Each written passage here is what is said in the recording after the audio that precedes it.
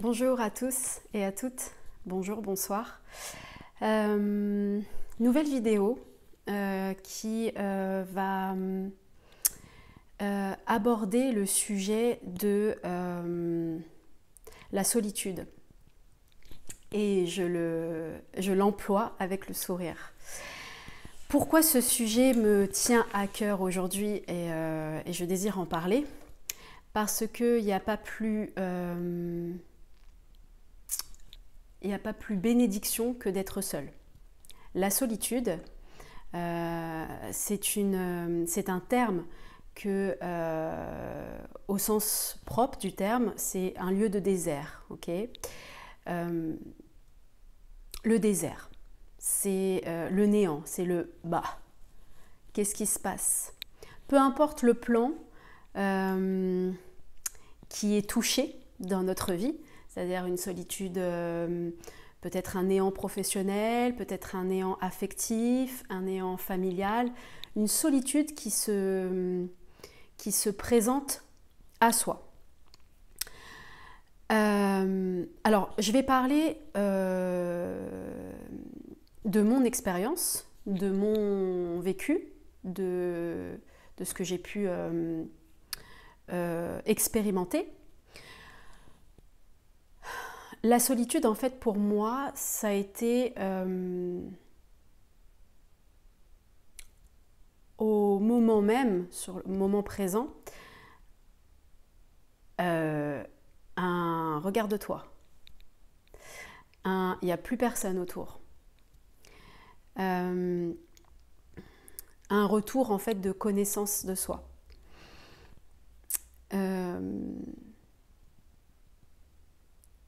En fait, un voyage qui allait, qu'on n'accueille pas de manière positive, c'est rare, mais qu'au final, c'est de bon augure parce que ça nous permet d'être.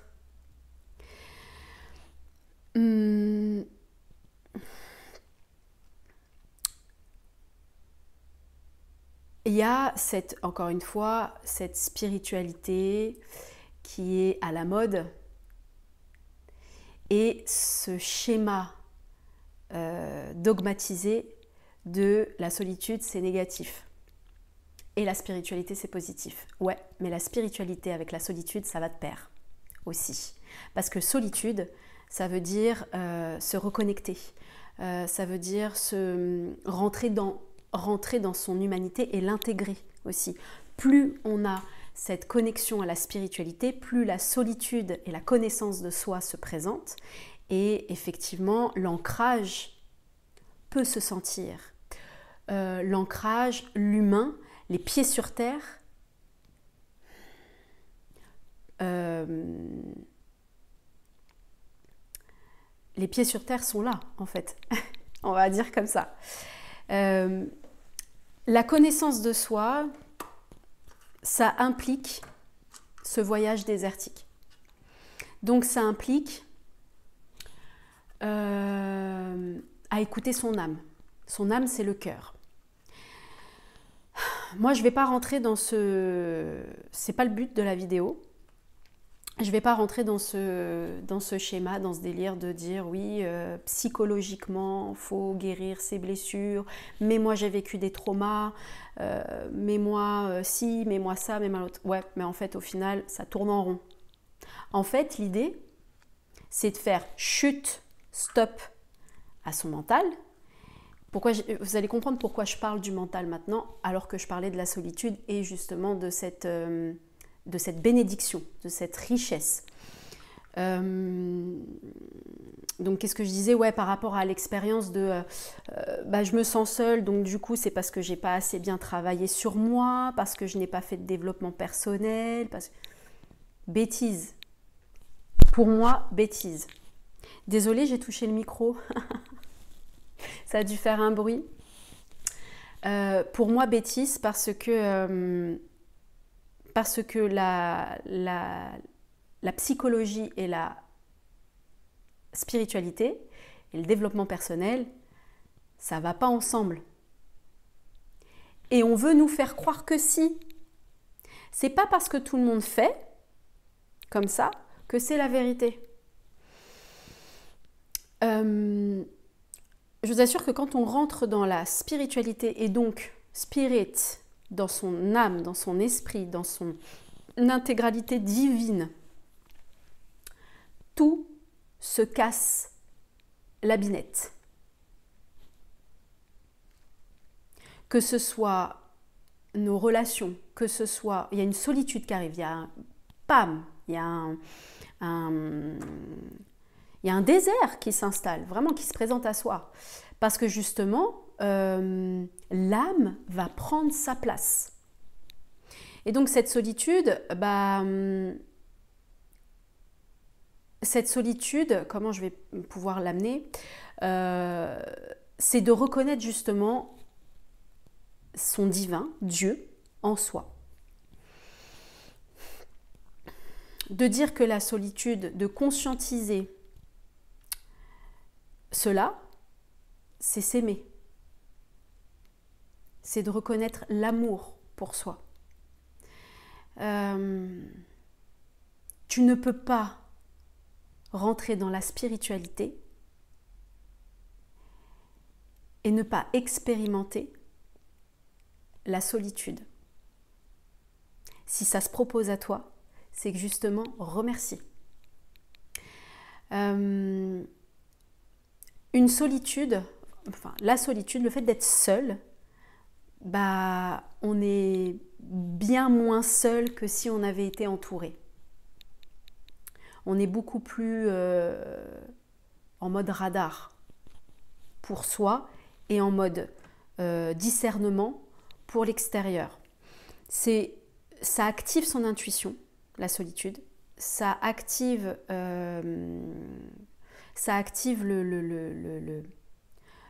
la joie de l'âme.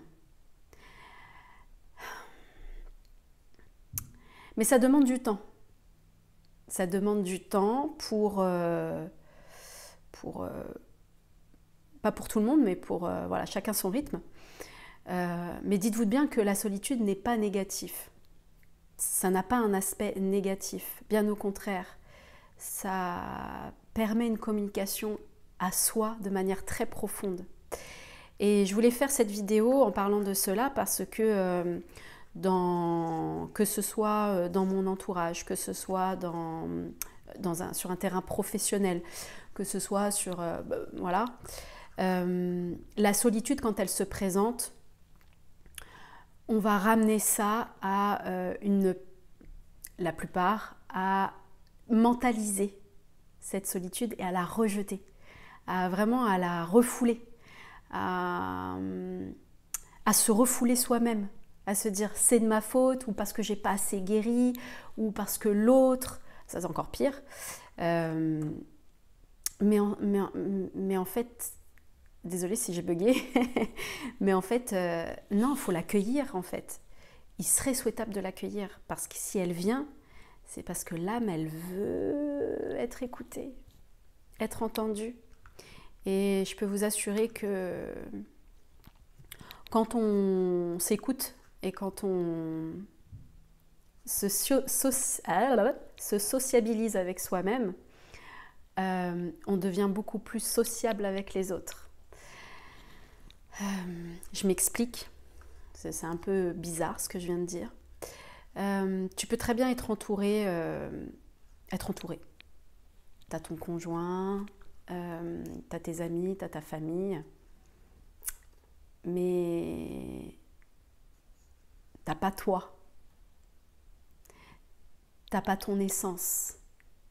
Tu l'écoutes pas ton essence, t'écoutes plus les autres que toi.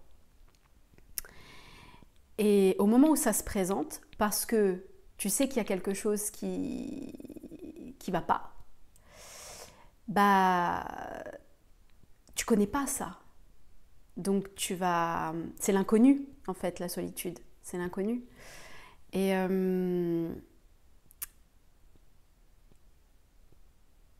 cette solitude, si je peux me permettre, ne la refoule pas. Accueille-la et écoute-la.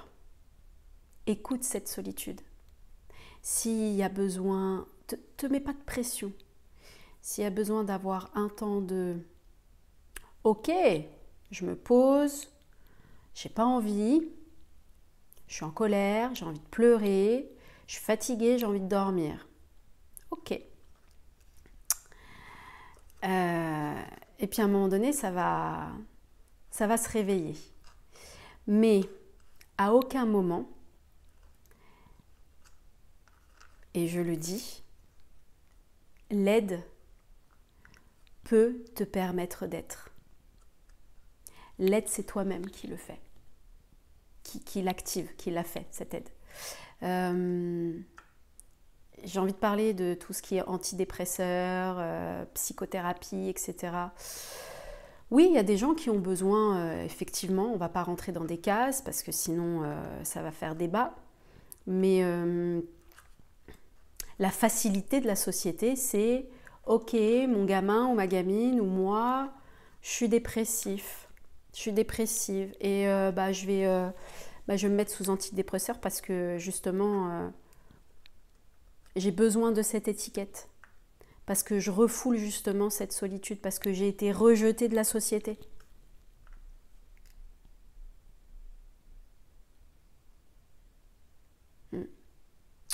Mais si on avait un minimum de courage, de conscience, de lucidité, de se dire « Je suis », qui a le droit de se permettre de s'éteindre? Qui a le droit de me permettre de m'éteindre également? Si j'écoute mon âme, je sais que je fais partie de ce tout qui est insaisissable, et que je suis missionnaire d'ici. Je ne suis pas là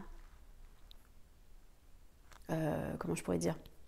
Je ne suis pas une erreur de la nature. Non, non. Je t'assure que la nature est très bien faite. Quand c'est pas voulu, c'est pas voulu. Ça se présente pas. Quand c'est voulu, c'est là. Et de faire justement, de faire confiance à cette opportunité de pouvoir découvrir la solitude et justement le désert. T'as des tonnes de voyages initiatiques qui se proposent dans le désert. C'est ça qui est ouf. C'est ça qui est dingue pour moi. C'est que la personne, la société nous pousse, nous donne là cette étiquette de solitude négatif. Par contre, les voyages au désert, vas-y. Mais le désert, en fait, tu peux l'avoir déjà sans aller dans le désert, peu importe où. Tout ce qu'il y a à l'extérieur, c'est à l'intérieur. Mais encore une fois, faut-il l'accepter sans mentaliser, sans faire de psychologie. Encore une fois, je dénigre pas les psychologues, mais c'est pas le but de ma vidéo. C'est pas le but de ma vidéo. Et ça va pas de pair pour moi avec l'objet de mes vidéos, avec le langage de mes vidéos. Parce qu'encore c'est dans la tête. Il faut que ça descende par la voix du cœur. Et la voix du cœur ne peut s'écouter que justement avec ce silence.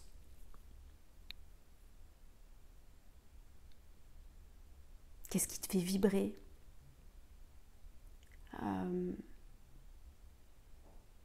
Quelle action tu peux mener pour toi?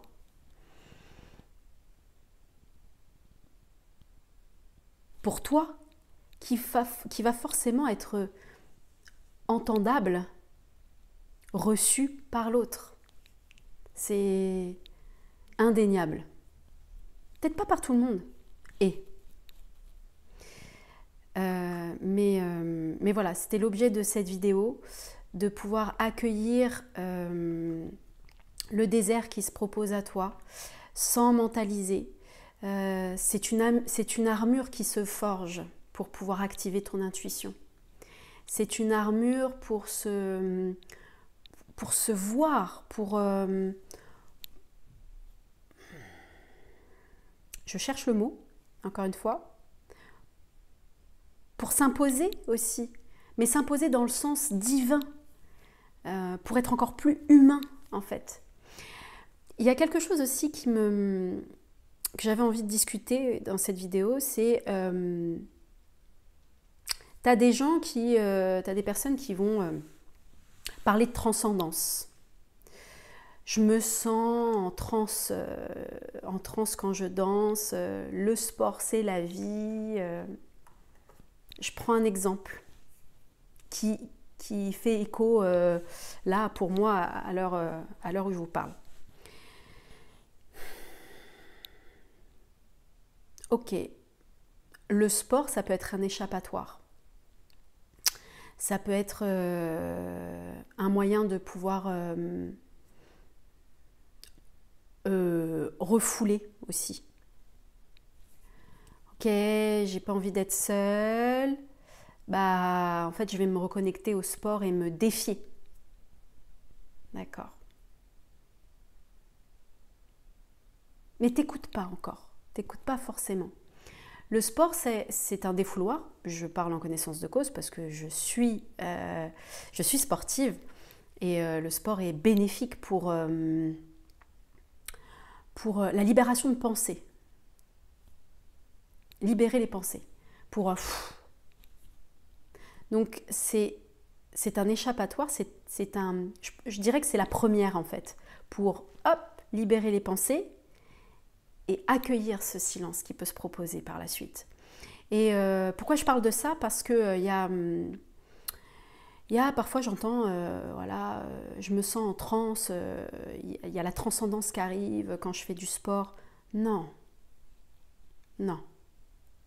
Je suis... Pardonnez-moi, mais non. C'est une transcendance, tu ne t'écoutes pas si, encore une fois, tu vas être dans cette volonté d'imiter, d'être robotisé, de ne pas créer, en fait, parce que la transcendance, c'est la création. Moi qui suis dans l'accompagnement aussi sportif, j'aime créer aussi dans mes cours. Je n'aime pas que ce soit robotisé, je m'adapte aussi à l'énergie de ma salle. C'est pas un cours pour faire un cours en fait, ça sert à rien ça. Mais je laisse la place à enseigner,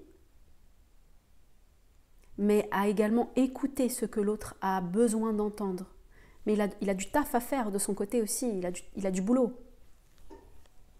C'est le merci que je peux recevoir de certaines personnes quand je finis un de mes cours. C'est un merci pour soi aussi. C'est un retour, c'est une connexion à soi en fait. Et pourquoi je dis ça, c'est que justement, solitude peut se présenter à partir du moment où on désactive ses pensées, alors peu importe le moyen, le sport, je sais pas moi, le sport, autre façon de pouvoir libérer l'écoute de quelqu'un, voilà. Et encore, de faire du sport seul, c'est pas le même langage que de faire du sport en collectif. Voilà, ça dépend de chacun, ça dépend de l'adaptation, ça dépend de comment on souhaite se libérer mentalement. Mais ensuite, il faut écouter. Et pourquoi ça? Parce que justement, on se connaîtra mieux, on aura beaucoup plus d'outils pour s'armer et pour éviter d'être dupé. Je vous laisse avec ces phrases, à méditer sur ce que je viens de dire. Et je vous souhaite une belle journée ou une belle soirée. À plus tard.